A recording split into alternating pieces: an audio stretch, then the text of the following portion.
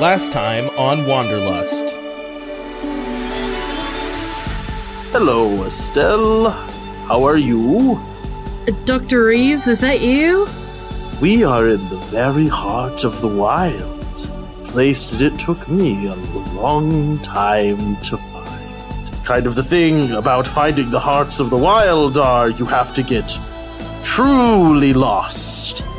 Apparently, this gift lets you speak to someone lost. I don't know if that makes more sense than teleporting me somewhere. I think either one seems pretty fantastical at this point. Have you been experiencing odd symptoms, maybe? Growth, perhaps? Have you had something similar?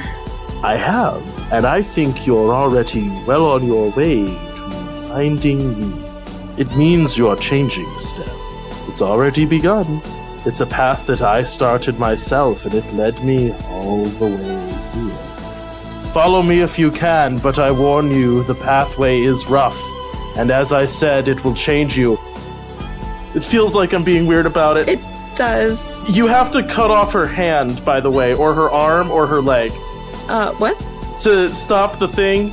So, I can hear better than most people. You have to cut off her hand or her arm or her leg, wherever it started. You have to cut it off. That's what I had to do. And then a hologram of a planet pops up. And she goes, so I'm from there. What is there? Not here. Yeah, I gotta be honest with you, ma'am. I was not talking about a scratch on your hand. I was talking about, 500 zombies made of trees wandering out of the woods and attacking me and my friends. Well, you'd think I had something to do with that? That doesn't have to do with me. I think you'd tell Mitchell. I don't know that you'd tell me that you knew something was going on. Where is this all coming from? I thought we were gonna go have a nice night. Where's it all coming from, ma'am? I got attacked by zombies. I know, My friends all got half killed by zombies. We all got attacked by zombies. I promise you, if I know something from being out there, I'm gonna tell you. What? Especially if that whatever was out there seems to be coming towards us. I didn't say go on a date with Tetty. It's not something you bring a bugman to, that's just not the vibe. Intimate friends, lovers, family, it's that kind of thing. How does typically the person that kisses the person that keeps going on adventures handle that? You talked about portable radio? She just kind of looks you up and down and goes, we're gonna make a really big backpack.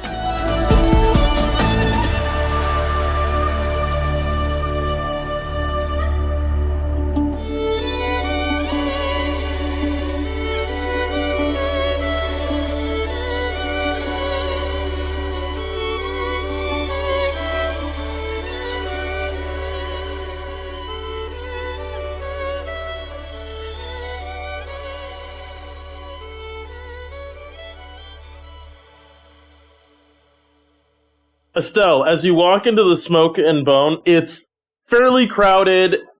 You saw Autumn go over with Willow. They're kind of wedged into a table that Willow was lucky enough to save. And as you look over, there's one seat open at the bar where Fred is sitting. Next to where Fred is sitting. Yep. Is Fred, fully healed up at this point? Surprisingly quickly? Yeah, I mean, you might still have, when you breathe in, it's ow, and you might still have a bit of a limp, but you're doing pretty good. Surprisingly good. Yeah, Estelle will walk up to him and she'll put her hand on his shoulder. Hey, Fred, how are you doing? It's good to see you, out of the doctor's office. Yeah, I'm pretty glad to be out of there. It's good to see you. I'm surprised at how quickly I'm healing. I still got a little bit of bumps and bruises around, but not too bad, all things considered. Out of curiosity, have you noticed any of those, any of the cuts you got, acting weird?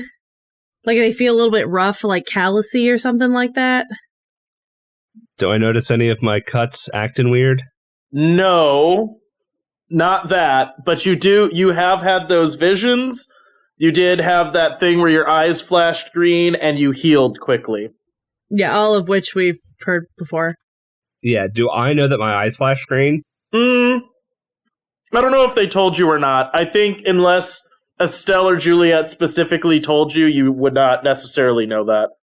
I think they were specifically cagey on it. I think they specifically did not tell Fred, if I remember right. Yep. They kind of beat around the bush about it. That's correct. Yeah, we were trying to figure out what the level of symptoms you were experiencing. Yeah. So has he had more hallucinations? I guess that would be the main question. Yeah, you would have had more hallucinations like you did before. Those are semi-frequent, for Fred at this point. I haven't noticed anything weird with the cuts, but I have been having these, daydreams? I guess you'd call them.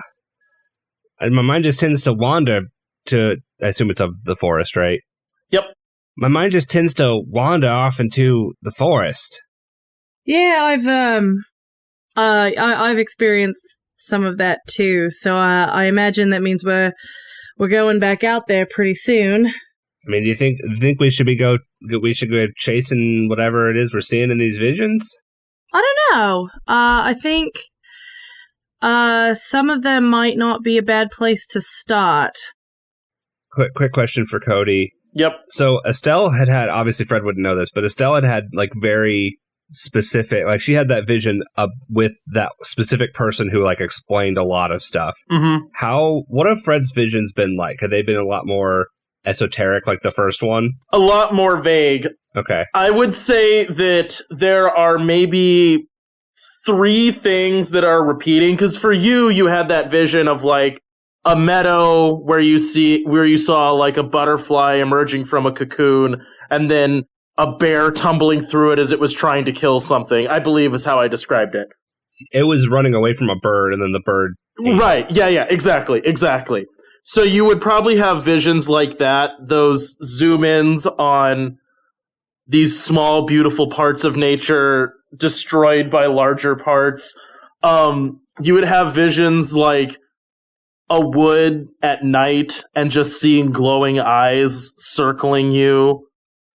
Then another of dawn in a deep, dark forest full of mist as you look out into an endless series of these vague smudges of trees in the fog.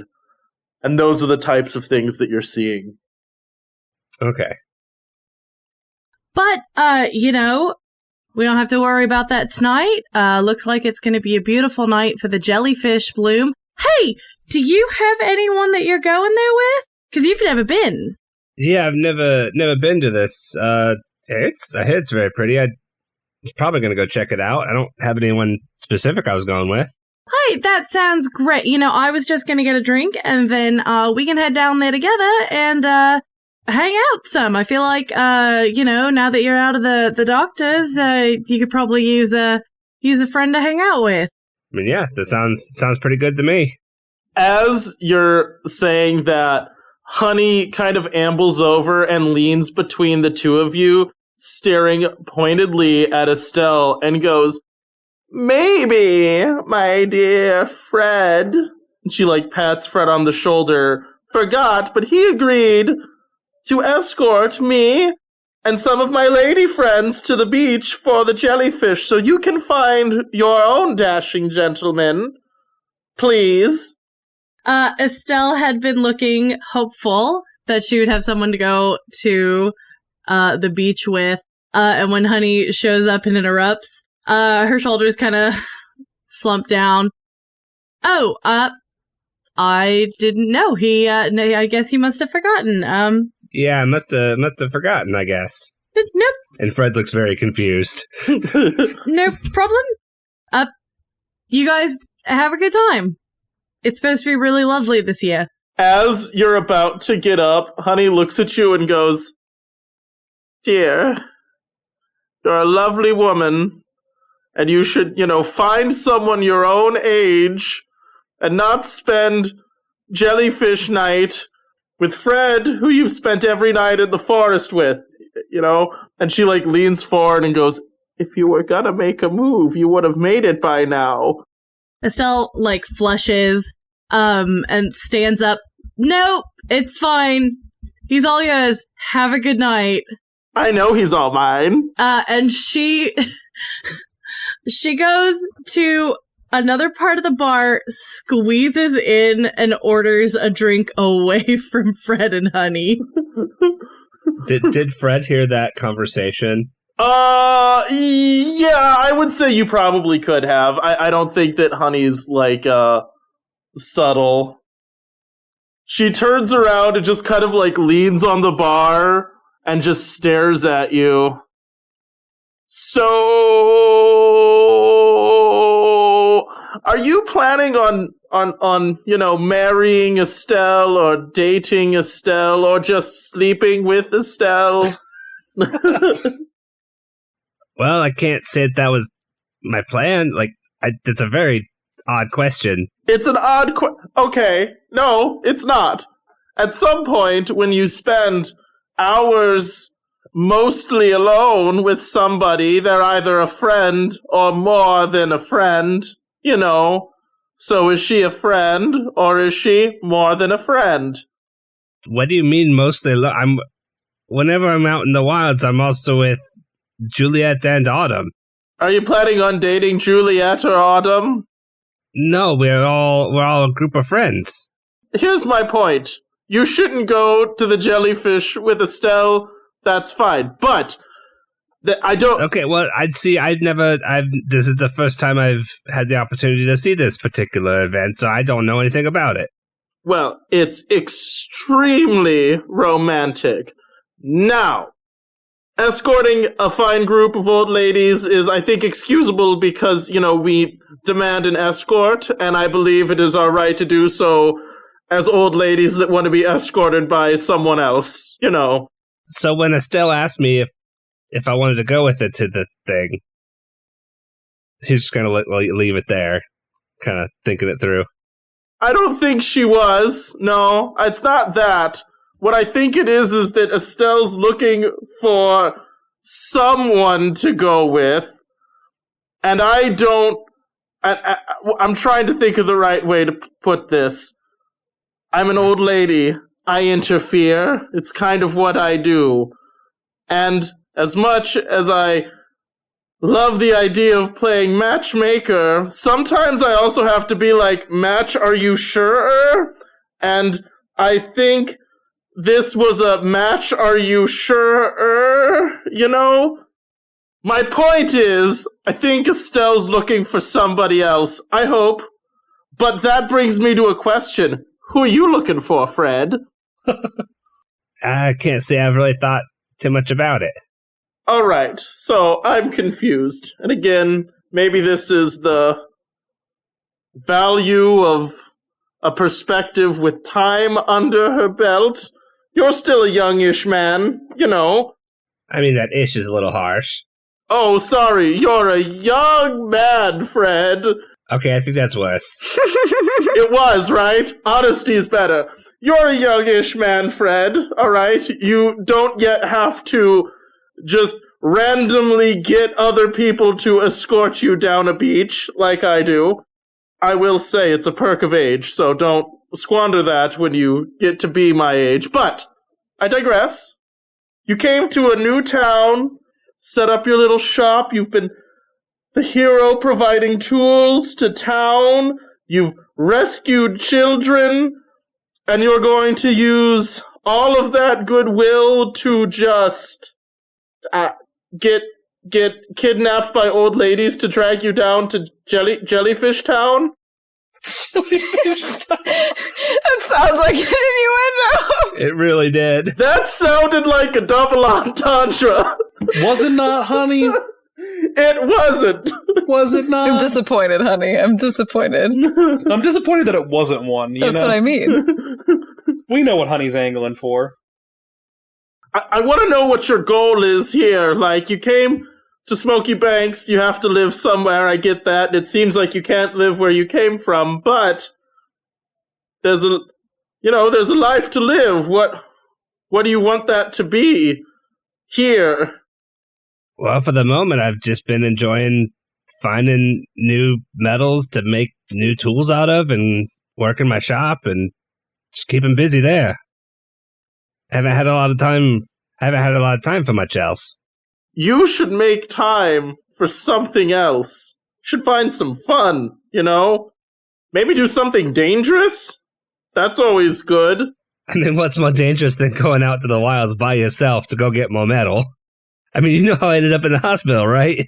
Okay, something fun and dangerous. I don't just mean, like, poke a bear in the eye. I mean, like, you know, skydiving. See, I don't think you'd get me. The whole making tools and finding the metals and making new stuff out of the new metals, that is fun. Is that enough for you? I mean, it's been enough until now. I think maybe that's what I am asking, is it has been enough until now. Do you think there's, you know, like a way for you to grow to be more than that while you're here? I mean, maybe. I guess I'm just trying to figure out what your angle on this is. Like, why is this so important to you? Because I meddled. Mostly because I am meddlesome. And for me, fun is meddling in other people's lives. That's the most fun for me. And also tormenting my grandchildren by meddling in their lives and judging their love lives and then meddling in judging their love lives. That's the best. Just hours spent. Spin-off Wanderlust series as all of Honey's grandchildren. I mean, that doesn't sound particularly fun for them. It's not. Nope. Nope, but again, there's an advantage of age. At some point, I feel that they owe me one for, like, twice removed birthing them, so, you know, they get to deal with it. It's not like they can stop talking to me, you know, we live in the same town. Yeah, it'd be kind of... Still gonna show up. That'd be kind of difficult. Right? And it's like, what are they gonna do? Not invite me? I'll show up anyways. And then still make trouble. Well, I guess I'll think about what we talked about here. Don't have an answer for you right now. You should. What I'm saying is, you can make things anywhere, right? But you're here. So, find some reason to stay here. Does that make sense? I think what I'm worried about is you leaving again. And I say worried, not like losing, but, you know, I don't want you to go. I want there to be something that hooks you into this place besides constant danger. I mean, I don't have any plans to go anywhere else right now. That's not good. That's not good. I don't want to be the worst, just the most convenient option, you know. I want you to want to stay here. I don't think Fred has an answer for that. She just goes, think about it, and then goes, ladies! And just like a gaggle of honey clones come over and grab onto your arms and just drag you out down towards the beach. Also, I'm sorry, I slapped my microphone. Yeah, and Fred will escort them down the beach. Because it seems like he doesn't have a choice. The conversation is immediately just deep, probing, and overly personal questions. Like, have you been married? Do you have kids? Where are they? Where are your parents? Are you close with them? Do you have any siblings? Did you have a fight with your siblings? It's just constant. Just like a constant barrage of all of these things.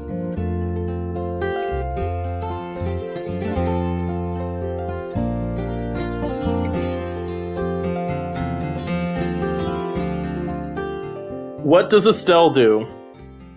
So Estelle has ordered her fruity drink that comes with an umbrella, and she is going to leave the Smoke and Bones. She probably leaves before Fred and Honey do, depending on how long her drink takes to make, but I'm going to say she probably leaves before. I think she just kind of starts walking. It's quiet, and everyone else is going the opposite direction she is. So she's just kind of walking. Are you walking in the direction of the beach or away from it? Oh, no, away from it. Cool. So you just meander your way through town. It is dead silent. All you have to do really is mostly just go over in your head that, like, the kind of weird fight you had with Matthew, who is clearly frustrated and stressed about his responsibilities around Smoky Banks, as you just kind of meander your way around town, sipping on your fruity drink and trying to find something to do. Where do you think you end up? I feel like I should open up the map. I think she wanders through Old Town, and she passes the vet office, because at this point she's like, I'm not gonna get any work done. And she walks by where the house was that her and Matthew stayed in one night together. And that's pretty depressing to be in that area. And I think she kind of eventually makes her way down towards the Danaeus Arena, just from kind of it's almost like you know what it is? It's her jogging path. Oh, yeah, that makes sense. Her jogging path ends up being a circle kind of around Old Town and by the Danaeus Arena. And so I think she ends up kind of down in that area. So as you walk through the Danaeus Arena, you can see that they've set up, this season's obstacle course. It is well worn. You can tell that people have been crashing and smashing into stuff as, platforms and obstacles are kind of knocked askew and beat up. You can see, the remnants of crashed solar boards kind of laying around, and it seems like people sort of left in a hurry. Probably they were, doing practice and then just dropped everything and wandered off to the jellyfish arena. To Jellyfish Town? Did I say jellyfish arena? You just did, yeah. The jellyfish bloom is what I meant. So I think when Estelle was younger, she used to have a board, but in my head they've kind of she used to have a long board that was better for being on the water, and the kids nowadays in the Danaeus Arena have shorter boards to go up and down the ramps. Yeah. And so I think she's just kind of looking over the boards and maybe finds one that's kind of similar, just a crappy one that's kind of thrown in the back that kind of looks like her old one, or one that she used to ride. And I kind of imagine it's a longboard, and she gets on it and just starts riding around the arena with her fruity drink and her little umbrella. Make me some kind of skill check for doing this. CrossFit? That would work. +3. So the way these solar boards work, and I'm trying to remember now the way that we described these. So these are electronically powered boards, and the way I imagine them is they can't fly per se, but they have sails on them, so they can kind of catch air and hover, if that makes sense. I think we kind of compare them. Actually, I think Zach compared them to the Treasure Planet boards, and that is kind of how I imagine them, except not as able to fly as high. Yeah, those ones just straight up fly, right? I think they do, but you do see him like the aesthetic, but also you do see him hovering mostly. I think he jumps off a cliff at some point, and that's why it flies. Oh, okay, yeah. So it has Breath of the Wild glider mechanics, right? Yeah. But then also is able to gather speed from, whatever motor there is or, circuitry in it. Yeah, so I think she's just tipsy enough that it's got a sail with a thing to hold on to. And she's just kind of leaning back with her drink in one hand and holding on to the sail with the other hand. And as you're going, so with a 3, that's pretty good, right? And you're feeling really good about yourself as you're doing this. You're like, man, I got this. I got this in the bag. I'm so used to doing this. I did this when I was a kid. I remember what this is like. and you're starting to get like higher and higher into this obstacle course that's fairly vertical, right? It goes up pretty high, and you don't crash. You're like, yeah, this is no problem. And you're like kind of looking down like, oh, this is pretty high up here now. This is like not, I am dangerously high off the ground as you're still like going through like off ramps and over jumps that are really not meant to be solar boarded over. Well, and especially not like a long version of it. Like, this is pretty stupid. And as you're doing that, you look down and you see Sheriff Mitchell on the ground, and you hear him yelling something. Make me some kind of perception check. I'm gonna guess I don't need to roll with danger sense. Composed? Oh, no, well, no, sorry. My other notice is inquisitive, not composed. I feel like composed works better, because that's like being calm as this is happening, and like trying to be careful and listen. Okay. That's a 0. You don't hear anything. As you're like looking down, you're like, why is Sheriff Mitchell yelling? I'm doing fine. You like go off a ramp and you're like, yeah, totally cool. And then I think at one point she's holding her drink and she does like flipping the bird with it. We can't really see it because she's got her drink, so she's just like flipping him off with her drink in the air. And as you do that, you notice two things. One, there's no sun, and this is called a solar board. Solar boarding at night does not go forever. It goes until the battery runs out, which it does, as you're like midway through a jump where you're like about to land and be like, I need to gather speed, right? Or I'm not going to make the next jump. So it's like, pew, board dies. Hits like an upper platform. You go off that edge and just get T-boned by a bird. A bird?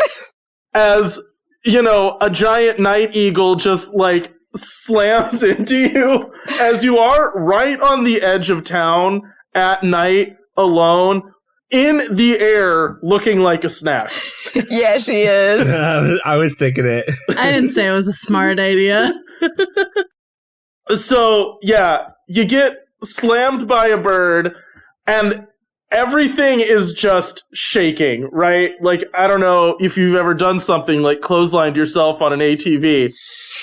You lose perspective really quick as everything's just shaking, and you just see, like, feathers flapping, and then you have, like, the sense of impact, and you, like, roll over just in time to see Sheriff Mitchell jumping aboard into the bird and then like tumbling on the ground as the bird kind of like with a not great looking wing flaps its way out of the arena. He like rolls up to his feet staring at you and just goes, Estelle, what were you? Why? Oh. What? I was trying to say bird and out of battery. There's birds. You're out of batteries.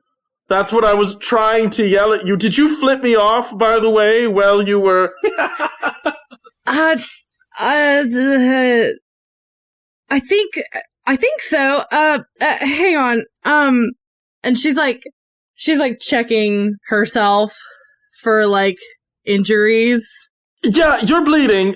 He like kind of like comes over and picks you up and like helps you walk over to the side of the arena and he sets you down. Yeah, you're bleeding from all over. Do you want to... I can take you to the med check if you want. I mean, the med check's kind of far. Hang on. Is it from my head? Yeah, your head's bleeding. Yes. It's kind of from everywhere. You're covered in cuts. You got mauled by a bird. Okay. Hang on. And Estelle is she's gonna take her shirt off and she's gonna start using it to like kind of like try to stop the bleeding and also like clean herself up. Mitchell like does this awkward thing where he like is looking at you and then like tries to like look away and then is like thinks better of it and is like, no, let me help. And he starts like trying to, like, you know, is, like, using your shirt to, like, try to staunch the bleeding, particularly from, like, a big cut on your forehead. And as he does that, he's like, so, now this is weird, right? Like, do I need to take off my shirt and help? It feels ungentlemanly not to, but it also then feels like showing off to just take off my shirt after I've rescued you. Look, if you want to take off your shirt, if it makes you feel better, and you want to take off your shirt and give it to me once I'm cleaned up, I'm sure I'm not the only one who would appreciate a shirtless Sheriff Mitchell walking around. No, Honey's made it very clear, like several times Honey's made it very clear. Oh, yeah. Oh, yeah. No, she's into it. She invites me to her swim classes. I don't blame her. I don't. Thank you. I appreciate that. Speaking of which, do you want to go to swim class next week with Honey? No. No. Please? I think it would probably, for me, like, it would work for me to show up with somebody. You know what I mean? Is she making you go? Yes, and I think it's like 50% because she likes to ogle me, and then the other 50% is because she's trying to nose in on my love life, so I could kind of two birds with one stone, you know. He is good at taking out birds. I am good at taking out birds, as we saw with the solar board. I'm excited for Mandy to leave both people saying that. Just so Cody sounds unoriginal on our podcast.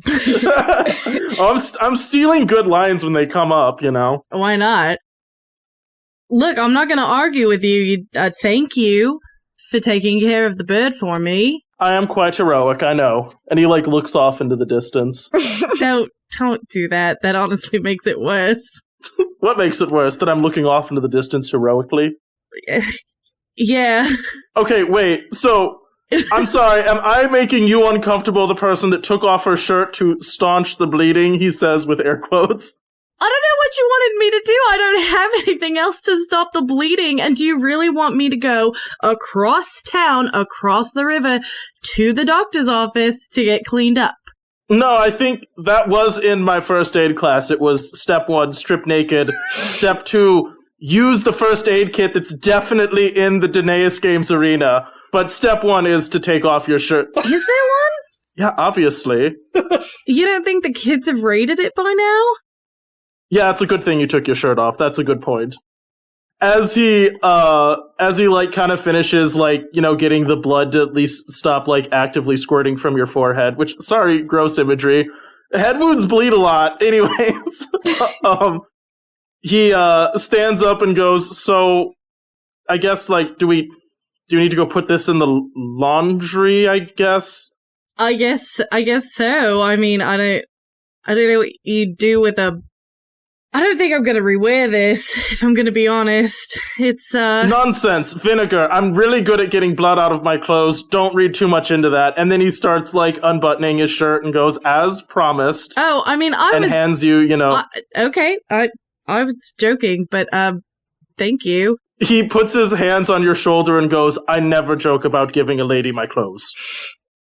I don't know if I want to hear that. I think we're there.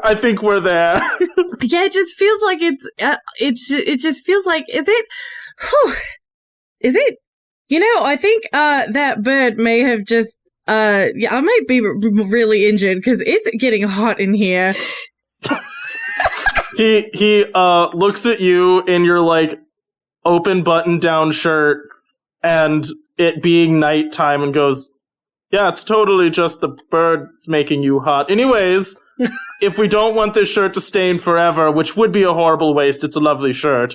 You know, like I said, vinegar, a little bit of baking soda takes the stains right out. We just have to do it quick. And he grabs your hand and starts... Hydrogen peroxide removes blood really well. That leaves stains on the shirt, you know. It works really well. It gets rid of all the blood. Don't read too much into that. He takes her hand and goes, come on. All right. And as you guys start walking through town, it's very quiet. And, you know, you guys fall silent as you walk back through. And he goes, so you're going to have to not judge my house. How bad is it? Well, it's not bad, but it's It's a fixer-upper, and I'm busy, like, a lot. Oh, I thought you meant, like, it's like a bachelor pad, you know? So it's, like, gross. There's a lot of books. Books doesn't make it bad. I tried to make my own chair, and that's not good. I'm surprised you had time to do that. I didn't. That's why the chair's broken. Mm. And as you walk, he still has his, like, hand in yours, and he kind of looks down at your hand and back up at you and goes, so, okay, be honest. Be honest. Did you have to take off your shirt, or did you decide to take off your shirt? I mean, in the moment I had to, but I don't think it was the wrong decision. I mean, this is a great view. He stops and looks at you and, like, looks down at you wearing his clothes. Goes, I agree, it's quite a good view. And he, like, leans closer in and puts his hand on your face and goes, do we maybe want to have more good views? Well, we definitely get the stains out of your shirt. You know, I think we might have time for that. And when you say that, he leans in to kiss you. And when he does, you guys kind of, like, tumble back into, like, the sort of, I guess, broken down-ish buildings of Old Town as... Shut up, Mandy! Don't laugh at me! Look, it's sort of a dilapidated area that got recently hit by storms. I'm just concerned that we're tumbling. Not, like, tumbling. I just mean, like, into the wall. Not, like, down a flight of stairs. Terrified. Or into the broken houses. As he kisses you, you get that vibe that it's like, he's extremely eager and maybe a little bit fumbly, you know, like he hasn't done this a lot or recently. And then when he breaks away, he looks at you and goes, I'm sorry, was that weird? Was that... Maybe only a little bit, but I'm not complaining. So we should practice more then, right? Yes. And he leans in and kisses you again and starts dragging you off back towards his house. As you kind of, like, tumble into a happy evening with Mitchell. Into a happy evening with Mitchell. Not down the stairs. Not down a flight of stairs. You have this kind of, like, wonderful moment of realizing that you're, like, gonna get to wake up with somebody, you know? You're, like, cozy in a bed with a person that, at the very least, is very attractive to you, and it feels nice in a way that you haven't experienced in a long time. You have this quiet little romantic evening, and you can feel yourself looking forward to a morning where you can, you know, wake up and, oh, maybe he'll make coffee, or we could go get breakfast together, or just sit in bed and talk, you know. As Estelle drifts off to sleep with Mitchell, the rest of you all lay out on the beach, watching this jellyfish bloom that Smoky Banks is somewhat famous for.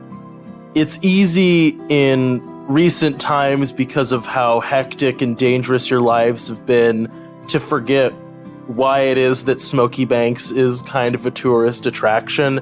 But a night like this kind of helps you remember. The night is calm and cool. You hear the soft lapping of waves on the sandy beach. Just as the moon starts to rise, like an incoming wave, you see all these jellyfish starting to light up.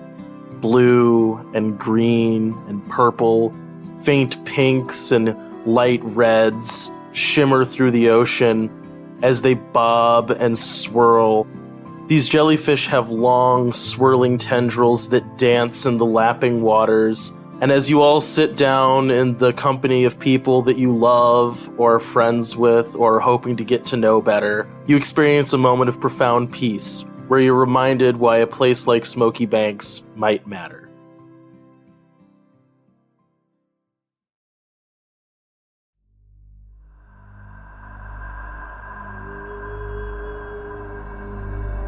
The next thing you remember, you wake up in the ruins of Smoky Banks. All around you, you can hear people chanting, "The wolf, the long walk, the cocoon, the wolf, the long walk, the cocoon. The wolf, the long walk, the cocoon. Those phrases repeated again and again and again, growing louder and louder and louder. The wolf, the long walk, the cocoon. And you realize you yourself are shouting that as you look around and see several people standing around you. One of them being Fred, one of them being Matthew, one of them being Willow, and then several other people from town. You definitely recognize that person that was initially attacked by the tree zombies and several people from Matthew's disaster response team, all in unison shouting, the wolf, the long walk, the cocoon. Eventually you kind of like snap out of this stupor that you were in. It's morning. You are definitely standing out in the ruins.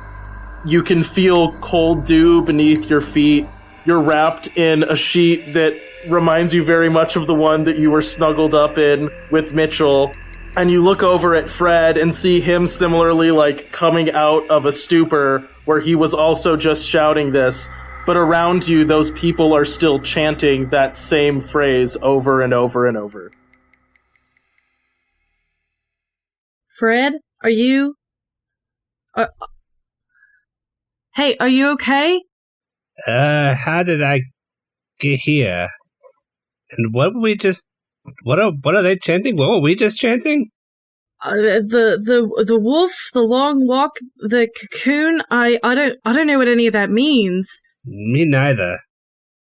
Estelle's gonna walk over to Matthew and shake his shoulder.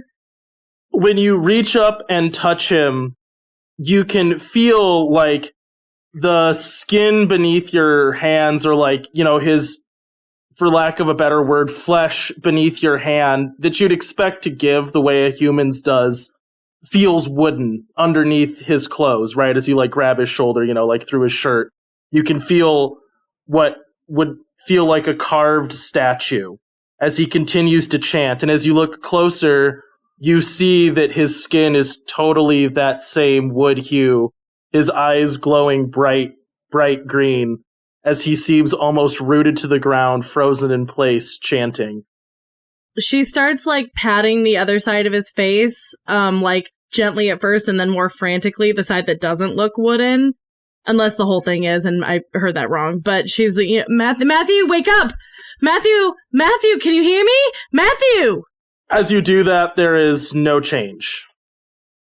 Who else was here?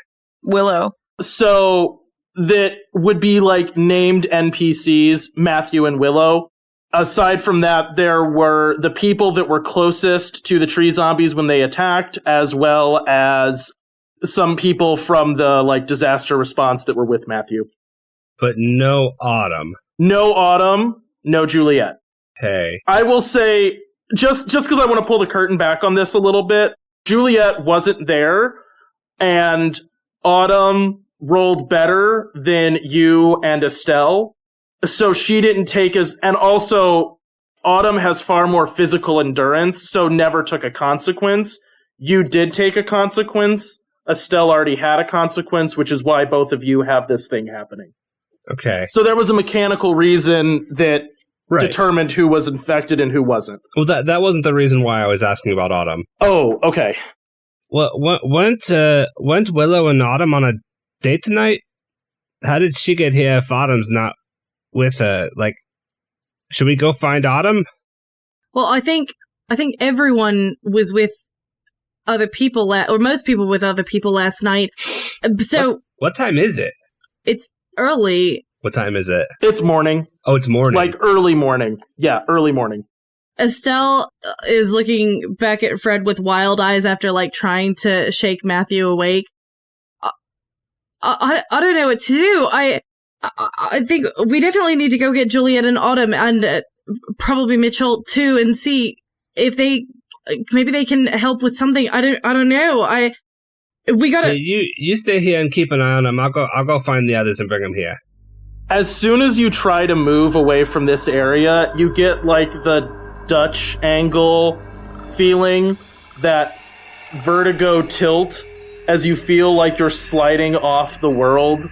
There's this loud buzzing noise like bees or cicadas, and as you look across the ruins, you can feel your vision almost tunneling and sinking in as you see leaves swirling up into a very well-defined form of a woman.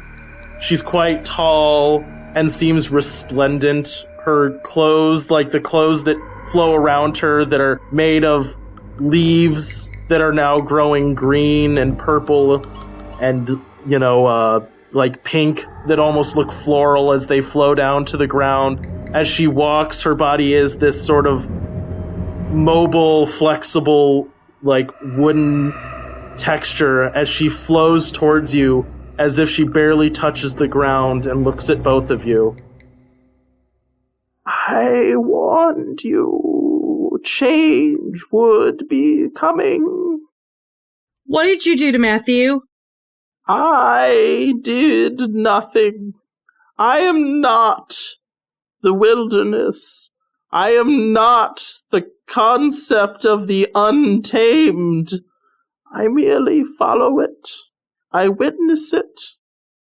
She looks around the ruins and goes, there were things here long before you. You found an edge of the true wilds. And there are many wonderful and horrible things in them.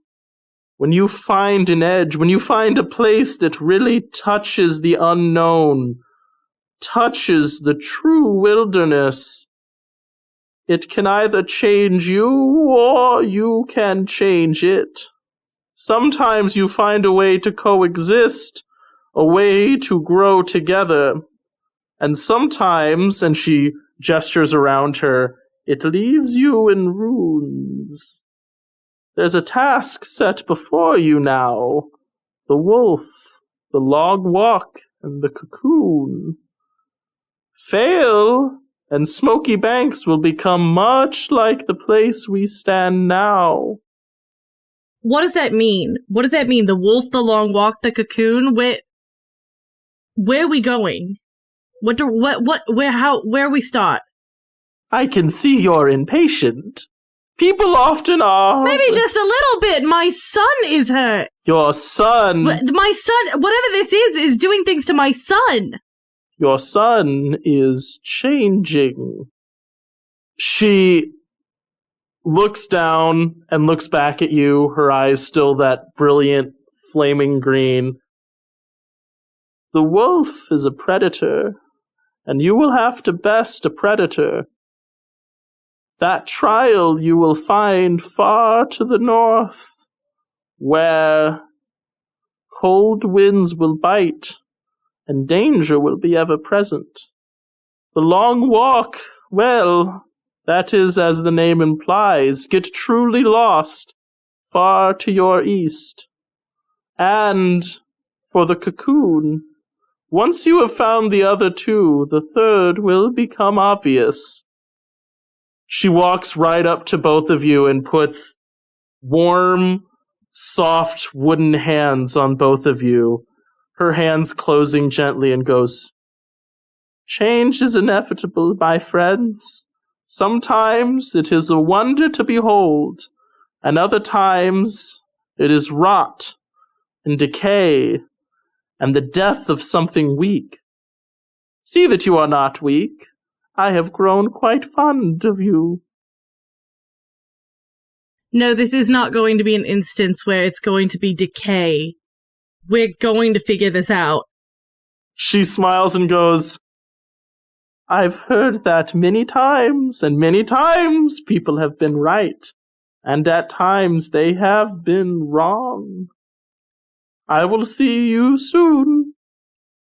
And with that feeling of being almost vacuumed into this area starts to dissipate, and like leaves falling from an autumn tree, the forest phantom disappears. And you're again surrounded by the fixed figures of these people of Smoky Banks.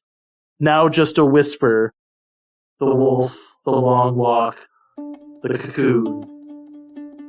As they stand frozen in place in the ruins.